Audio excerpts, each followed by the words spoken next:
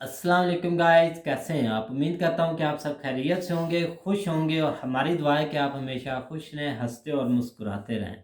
मेरा नाम है रहमान अनवर। मेरा नाम है मोहम्मद सैन और मैं मुज़फ़्फ़र इकबाल। और आज हम जिस वीडियो पर रिएक्ट करने जा रहे हैं, इस वीडियो का टाइटल है साध्वी हाँ बिल्कुल सरस्वती जी बेस्ट स्पीच। जी बेस्ट स्पीच। बिल्कुल। तो ये एक असल में ये एक हमारे फ़ैन हैं, उन्होंने ये जो है ना वो वीडियो रिकमेंड की थी। काफ़ी देर से वो जो है ना वो कह रहे थे कि इस पे थोड़ा सा रिएक्ट कर दें। तो उनका नाम राजेश्वरी सचदेव है और उनका जो है ना वो तल्लक हिमाचल प्रदेश से है। वहाँ पे कुल्लू मनाली जो है ना वहाँ के जो है ना वो रहने वाले हमारे फ़ैन हैं।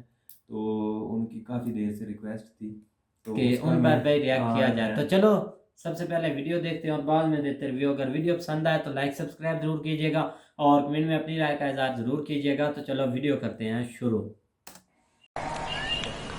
मैं आपको याद करा दूं कि गुरुजी जन्म शताब्दी समारोह में आज से करीब 2-3 साल पहले मैं आपके पास आई थी और यहाँ पे मैं आई थी तो उस समय मैंने सुना था कि यहाँ पे कितना अत्याचार, कितना भ्रष्टाचार हो रहा है। इस देश में हमने जिसको रहने की शरण दी, हमारा भारत इतना महान कि कहता है सभी को कि आओ हमारे पास रुको, सभी को आसरा दिया, सभी को शरण दी। पर यहाँ के लोग ही जिनको हम शरण देते हैं वही हमारे साथ गद्दारी करते हैं। क्यों? क्योंकि हिंदू सीधा साधा और सरल है। हमारे देश में इतना अत्याचार और इतना भ्रष्टाचार फैला हुआ है, किसके कारण? केवल हम लोगों की शांति के कारण। अभी आपने सुना होगा बहुत से लोगों से कि कहते हैं कि आजकल कहते ना लोग कि शांति का अब जमाना नहीं रहा कि माला लेकर बैठ जाओ बस शांति हो गई। आपने गाना सुना होगा, मुझे माफ करिएगा जो इस गाने के अनुयायी होंगे, एक गाना बजता है कि दे दी हमें आजादी बिना खड़ग बिना ढाल, साबरमती के संत तूने कर दिया कमाल। तो ये गाना मुझे बिल्कुल पसंद नहीं है क्योंकि इसमें आया कि दे दी हमें आजादी बिना खड़ग बिना ढाल। अरे कैसे खड़ग बिना ढाल के बिना आजादी मिल गई? कितने कितने वीरों ने इस देश के लिए सिर कटाए हैं तब हमको आजादी मिली है, बिना लड़े आजादी नहीं मिली है। अरे बिना लड़े आजादी मिल जाती तो राम कह देते ना कि एक चरखा ले लो और सूत काटो और रावण को पसंद आ जाएगा सूत तो रावण सीता को लौटा देगा वापस। क्यों नहीं राम ने चरखा पकड़ा दिया सबको? तो केवल चरखा पकड़ने से और सूत काटने से आजादी नहीं मिलती और शांति का भाषण देने से आजादी नहीं मिलती। राम ने अपने प्रत्यंचा पर अपनी धनुष पर तीर चढ़ाया और रावण के संग वध किया, तब माता सीता वापस आई। हिंदुओं आप राम बनो और अपने धनुष को तैयार कर लो और तभी इस देश से आतंक नष्ट विनष्ट होगा। आप सभी लोग तैयार हो जाइए। और मैं आपको एक बात कह दूं कि आज आप सभी लोगों को तैयार होना है। जब इस देश में 26 जनवरी को स्वतंत्रता का संग्राम मनाया जा रहा था, आजादी का संग्राम मनाया जा रहा था, चारों ओर खुशियां ही खुशियां थी, तब कश्मीर की केसर की क्यारियों में बारूदी सुरंगें फोड़ी जा रही थी। भाड़े से आए हुए कितने आतंकवादियों ने पता नहीं कितने निरपराध आदमियों को, कितने मासूमों की हत्या कर दी। तो वहां पर किसी नेता ने आंसू नहीं बहाए, पर बाबरी का ढांचा गिर जाने पर रोने वाले नेता छाती पीट पीट कर रोते थे। ऐसे छाती पीट रहे थे जैसे रावण के मरने पे मंदोदरी ने भी अपनी छाती नहीं पीटी होगी।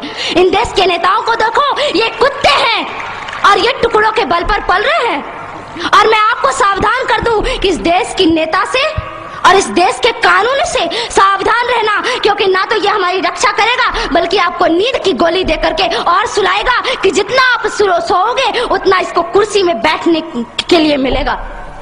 इस देश के नेता कली बेच देंगे, चमन बेच देंगे, धरा बेच देंगे, गगन बेच देंगे। अगर तुम यूं ही सोए रहे राष्ट्रभक्तों तो ये बांट के भिखारी सारा वतन बेच देंगे, नीलाम कर देंगे मेरे देश को। इसलिए इस देश को नीलाम नहीं करना है, आप सभी लोगों को तैयार होना है, मुट्ठी बांध करके कहना है कि भारत देश हमारा है, हमारा था और हमारा ही रहेगा। और इस भारत देश पर किसी ने आंख उठा के देखी तो उसकी उसकी आंखें नोच ली जाएंगी, उसकी आंखों को नोच करके गिद्धों के सामने फेंक दी जाएगी। इसलिए आप सभी लोगों को तैयार होना होगा। आज मैं आपको बता दूं कि इस देश में क्या हो रहा है। आज भी आप जाइए कश्मीर में तो वहां किसी हिंदुओं को चैन से जीना नहीं मिलता। कश्मीर में कश्मीर के लोगों को मार मार कर भगाते हैं। लोग घायल अवस्था में जम्मू के और दिल्ली के फुटपाथों पर लेटे हुए हैं। हमारा नेता कभी भी ये पूछने नहीं आया कि तुम्हें क्या तकलीफ है, तुम्हें क्या परेशानी है। कोई भी वहां पे पूछने के लिए नहीं जाता। पर मैं आपसे कहती हूँ कि आप तो हिंदू हैं, एक हिंदू दूसरे हिंदू की पीड़ा समझ सकता है। मैं आप लोगों से कहना चाहती हूँ कि अब आतंक का नष्ट होना चाहिए। इस देश से आतंक का नष्ट तभी होगा जब आप सभी लोग तैयार होंगे, आप सभी लोग खड़े होंगे। क्यों हमारे देश में राम सेतु पर ऐसा राम सेतु और भगवान श्री राम द्वारा बनाया गया वह सेतु, उसको तोड़ने की बात कह दो कि जिस हाथों से राम सेतु टूटेगा उन हाथों को हम काट कर फेंक देंगे। और जो हमारे देश में हमारे राम का नहीं वो हमारे किसी काम का नहीं। जो राम से नहीं मिल सकता वो हमसे भी नहीं मिल सकता, और उसको लात मारकर इस देश से बाहर निकाल देना है। और मैं आप लोगों से कहना चाहती हूँ कि सभी लोग तैयार हो जाइए। बस भगवान श्री राम हमारी प्रतीक्षा कर रहे हैं। भारत माता अपनी बाहों को फैलाए हुए है और कह रही है कि मेरे बेटो मैं तुमको गले से लगाने के लिए तैयार हूँ, पर एक शर्त पर, जब तुम इस देश को इस भारत भारती को पुनः विश्व गुरु के पद पर प्रतिष्ठित करोगे, तब भारत माता आपको चैन की नींद सुलाएगी। कृष्ण ने गीता में महाभारत के युद्ध के समय पे शंख बजाया। केवल कृष्ण को बांसुरी नहीं बजानी आती, कृष्ण शंख भी बजाता है। और कृष्ण ने शंख बजाया और शंख बजा करके कहा कि इस देश में पहले शंख बजा करके सबको जागृत करो, और जब सब जागृत हो जाएं तो फिर चैन की बांसुरी बजाना, फिर चैन से बैठ जाना। पहले राम का धनुष बाण उठा करके इस देश से रावण को खत्म कर दो, फिर कृष्ण की बांसुरी बजाने के लिए बैठ जाना। भारत माता तो स्वयं तैयार बैठी है और हमें डराया जाता है। दूसरी बात, अभी मैंने आपको कहा कि कुछ तो भय में लोग संप्रदाय जातियों को बदल देते हैं और कुछ लोग डर के मारे। तो आप बता दो आप कौन हो? अरे शेर कौन होता है? जंगल का राजा होता है ना। और शेर को किससे भय होता है? अरे आप शेर है, शेर को किसी से डर नहीं होता। बता दो उन मुल्लों को, पाकिस्तानियों को कि हम डरते नहीं अणुबम्बों से, विस्फोटक जलपोतों से, हम डरते हैं ताशकंद शिमला जैसे समझौतों से। सियार भेड़िए से डर सकती सिंगों की औलाद नहीं। भरतवंश के इस पानी की है तुमको पहचान नहीं। आइटम बम बना करके तुम किस्मत पर फूल गए। 65, 71 और 99 के युद्धों को शायद भूल गए। तुम याद करो, अब्दुल हमीद ने पैटर्न टैंक जला डाला, हिंदुस्तानी नेटो ने अमरीकी जेट जला डाला। तुम याद करो, गाजी का बेड़ा झटके में ही डुबा दिया। ढाका के जनरल नियाजी को दूध छटी का पिला दिया। तुम याद करो 90,000 उन बंदी पाक जवानों को। तुम याद करो शिमला समझौता, इंदिरा के एहसानों को। पाकिस्तान ये कान खोल कर सुन ले कि अब की जंग छिड़ी तो सुन ले, नाम निशान नहीं होगा। कश्मीर तो होगा लेकिन पाकिस्तान नहीं होगा। लाल कर दिया लहू से तुमने श्रीनगर की घाटी को। किस गफलत पर छेड़ रहे तुम सोई हल्दी घाटी को।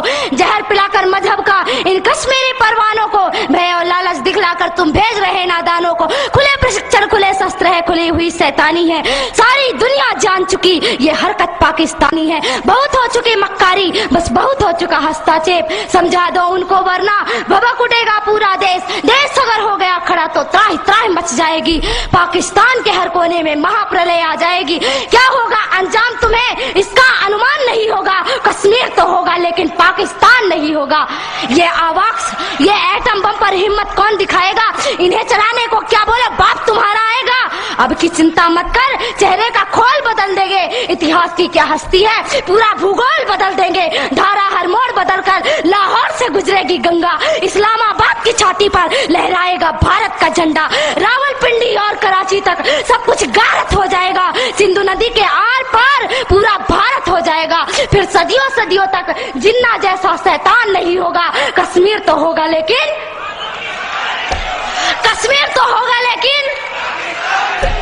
अगर आप ऐसा ही बोलते हैं तो एक दिन मैं सच कहती हूँ कि पाकिस्तान का नाम और निशान नहीं रहेगा। इसलिए मेरे देश के बंधुओं, मेरे देश के भाइयों, खड़े हो जाइए, अब खड़े होने का वक्त है। अरे क्या भूल गए कि आपके छिंदवाड़ा पे माता जगदम्बा के ऊपर मांस के टुकड़े फेंके गए और आप चुपचाप बैठे रहे? आपको चुप नहीं बैठना है, आपको तो उनसे टक्कर लेना है कि अरे तुम अगर मुझे ईंट से, तुम अगर पत्थर से मारोगे तो तुम्हारा जवाब मैं लोहे से दूंगा, और हम लोहे हैं, सिंहों की औलाद किसी से डरती नहीं है। इसलिए आज आपको खड़े होने का समय है। इस देश में कानून बनाया गया, कहते हैं कि राम मंदिर का मामला अभी तक नहीं सुलझा। राम जी का मंदिर क्यों नहीं बन रहा है? क्यों नहीं बन रहा है प्रभु श्री राम जी का मंदिर? कुछ समय पहले की बात थी, कहा गया कि कोर्ट जो निर्णय करेगी वही होगा। अरे मैं आपसे पूछती हूँ कि क्या राम मंदिर और राम सेतु का निर्णय कोर्ट करेगी, अदालत करेगी, या हमारे देश के हिंदुओं की श्रद्धा या कि विश्वास निर्णय करेगा? आप बताइए, क्या निर्णय करेगा? आपका विश्वास निर्णय करेगा, तो आप अपने विश्वास से निर्णय करिए। अरे इन नेताओं को और इन पुलिस वालों को छोड़ दीजिए, आप अपने से जाइए और एक एक ईंट लेकर, अगर हिंदुस्तान का एक एक आदमी एक एक ईंट लेकर गया, तो मैं कहती हूँ कि राघवेंद्र सरकार का मंदिर कोई और नहीं बल्कि आप बनाएंगे, और केवल आपको केवल जाने की आवश्यकता है। प्रभु श्री राम का मंदिर आप तो गाइस, जैसा कि आप वीडियो देख रहे थे, तो वीडियो भाई उन्होंने की तो अच्छी रिकमेंड थी, लेकिन उनका कुछ वर्ड ऐसे उन्होंने भाई एक यूज़ किया, वो भाई हमें तो नहीं अच्छा लगा। चलो खैर, उनकी अपनी स्पीच थी और वो अच्छे जो उन्होंने लफ्ज़ बता रहे थे ना, वो असल में वो मैं बहुत अच्छे थे भाई। ये वीडियो है पुरानी 2016-17 की है। तो उस वक़्त के लिहाज से उस वक़्त उनके जो है ना कुछ वहाँ की हुकूमत के मसले मसाइल थे या कोई इस तरह का सीन था, जिस लिहाज से उन्होंने ये तकरीर की थी। तो मेन जो है ना इसमें देखने का मकसद है कि देखो इस उम्र में या छोटी उम्र में इतने जज्बात रखना अपने मुल्क के लिए, और बिल्कुल इतने भाई। जो है ना वो एक गहराई के साथ जो है ना वो चीज़ों को समझना, तो ये इस पे जो है ना हमें ज़्यादा फोकस करना चाहिए। और इस ये साध्वी सरस्वती जो है ना इसके बारे में मैंने सुना था कि ये इसने कुछ चैलेंज उस वक़्त अकबरुद्दीन अवैसी साहब जो है ना वो उधर इंडिया में है। हाँ हाँ है, हाँ, बिल्कुल। अवैसी साहब जो है ना उनको भी कोई चैलेंज इस मामले में दिया था कि आप मेरे से ट्रैक्ट तो जो है ना वो इस लिहाज से जो है ना वो बहुत एक जज्बाती जो है ना वो स्पीच थी। तो इससे यही है, हाँ वैस अकबर। तो इसका मकसद भी थोड़ा सा यही है कि जो है ना वो मुल्क परस्ती जो है ना वो हर बंदे के अंदर होनी चाहिए, और जिस तरह वो उनको थोड़ा अपनी तकलीफ़ में ये सारी चीज़ें जो है ना वो उसके मुंह से निकल रही थी। तो बाकी अच्छी वीडियो थी है। बिल्कुल ऐसा ही ना कि उसने भाई अपने लफ्ज़ बयान कर रही थी कि जैसे उनको भाई नज़र आ रहा था ना कि आतंकवादी कह रहे हैं भाई, जैसे जब कोई कश्मीर स्पीच में। बनाने वाला होता है या कोई ऐसे राइटर होता है, तो वो भाई ये नहीं कि बैठ कर लिख देता, वो लोगों को देखता है, उनको देखता है कि उनके आसार क्या हैं, वो चाहते क्या हैं, कि उन पर ये ऐसे क्यों हो रहा है, वो सब चीज़ों को इकट्ठा करके ना मिला के एक चीज़ बनाता है। तो इन्होंने भी ये ऐसा ही काम किया, उन्होंने सारा कुछ देख के ना फिर भाई काम ये किया, तो उन्होंने स्पीच दी। इनकी स्पीचें बहुत सी ऐसी हैं कि जिनमें इन्होंने ये बताया, लेकिन ये है कि आज से 5-6 साल पहले, 7 साल पहले ऐसे हो गए हालात, तभी उन्होंने ये ऐसी स्पीच दी होगी। तो वीडियो काफ़ी पहले तो पुरानी मतलब कि इधर सुनने को मिलता था कि कश्मीर में मुसलमान मार रहे हैं, लेकिन आई थिंक उधर भी चल रहा है कि हिंदू मार रहे हैं। नहीं, वो वहाँ पे चल रहा था ना मसला, उस वक़्त कशीदगी की वजह से ये सारा चल रहा था। तो उस लिहाज से उन्होंने देखा, तो जो भी उनके ज़हन में था उन्होंने उस लिहाज से बयान किया। बिल्कुल तो ऐसे ही। वीडियो पुरानी ज़रूर थी, लेकिन ये कि आप देखो जो फ़ैन अटैच हैं उनकी जो है ना वो उनके साथ चलना पड़ता है। तो लिहाजा उनको चलाने के लिए ये सारा जो है ना वो हम खुद भी जो है ना वो सीखने के लिए भी हैं, लेकिन फिर भी जो है ना वो भी इस चीज़ पे ज़्यादा खुश होते हैं। तो बाकी वीडियो करते हैं एंड, और अगर वीडियो आप पसंद तो लाइक सब्सक्राइब ज़रूर कीजिएगा और कमेंट में अपनी राय का इज़हार ज़रूर कीजिएगा। अल्लाह हाफ़िज़।